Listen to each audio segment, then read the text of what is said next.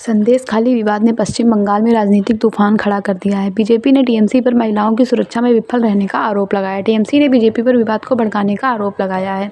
पश्चिम बंगाल के नॉर्थ 24 परगना जिले में स्थित बांग्लादेश की सीमा से सटे संदेश खाली क्षेत्र का नाम 5 जनवरी से पहले शायद ही किसी ने सुना होगा।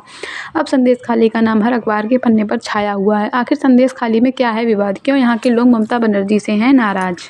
बड़ी संख्या में संदेश खाली की महिलाएं पिछले कुछ दिनों से ममता बनर्जी सरकार के खिलाफ विरोध प्रदर्शन कर रही हैं। इसी बीच प्रदर्शनकारी महिलाओं और पुलिस के बीच झड़प की खबर भी आई। महिलाओं का आरोप है कि ममता की पार्टी टीएमसी के नेता शेख शाहजहां ने उनका यौन उत्पीड़न किया और फिर जबरन जमीनों पर कब्जा कर लिया। महिलाओं की मांग है कि टीएमसी नेता शाहजहां शेख और उसके गुरुओं को गिरफ्तार किया जाए। महिलाओं ने पुलिसों पर आरोपियों से साठगांठ करने का आरोप भी लगाया है। पीड़ित महिलाओं को समर्थन में बीजेपी नेता भी सड़क पर उतर आए हैं। अब पहले जानिए कैसे शुरू हुआ संदेश खाली में विवाद। बात है 5 जनवरी 2024 की, जब ईडी की टीम राशन घोटाले मामले में जांच करने टीएमसी नेता शाहजहां शेख के संदेश खाली वाले आवास पर छापामारी करने पहुंची थी। वहां ईडी की टीम पर हमला किया गया और उन्हें वापस जाने के लिए मजबूर कर दिया। हमले में कुछ अधिकारियों को भी चोट लगी है। ईडी की टीम पर पत्थरबाजी का आरोप तृणमूल कांग्रेस के नेता शाहजहां शेख के समर्थकों पर लगा है।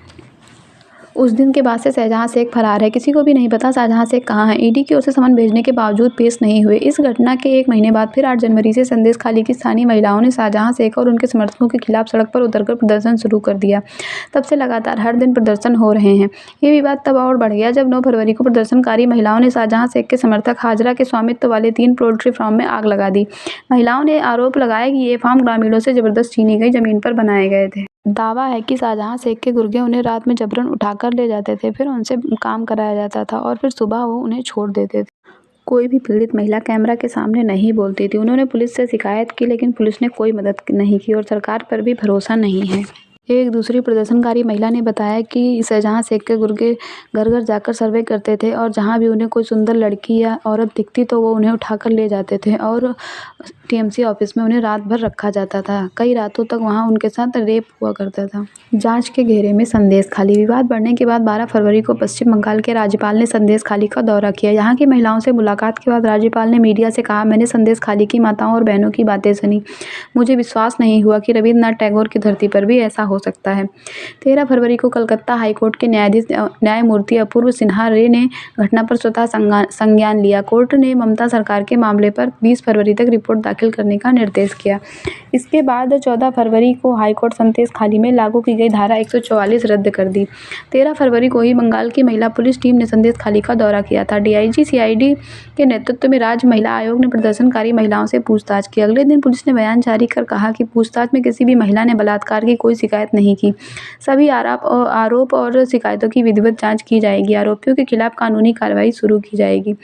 महिलाओं के लिए सबसे असुरक्षित राज्य है बंगाल। साल 2019 में गांव कनेक्शन के एक सर्वे में पाया गया कि देश में पश्चिम बंगाल की महिलाएं खुद को सबसे ज़्यादा असुरक्षित महसूस करती हैं। 19 राज्यों के 18,267 परिवारों से सर्वे में पूछा गया था कि उनके घर की महिलाएं घर से बाहर निकलते वक्त खुद को कितना सुरक्षित महसूस करती हैं। सर्वे में सबसे ज़्यादा पश्चिम बंगाल के 72.9% लोगों ने कहा कि ऐसा माहौल ही नहीं है कि घर से बाहर निकलने पर सुरक्षित महसूस किया जाए।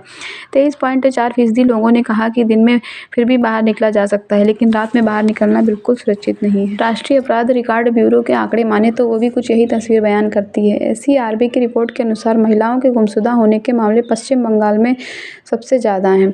2018 में जहां महाराष्ट्र में सबसे ज़्यादा 33,964 महिलाओं के मिसिंग होने की रिपोर्ट दर्ज हुई, वहीं उससे कम जनसंख्या वाले राज्य पश्चिम बंगाल में 31,299 ऐसे मामले दर्ज हुए, जिनमें कोलकाता, नादिया, बारासात, बराकपुर, मुर्शिदाबाद में सबसे ज़्यादा मामले आए।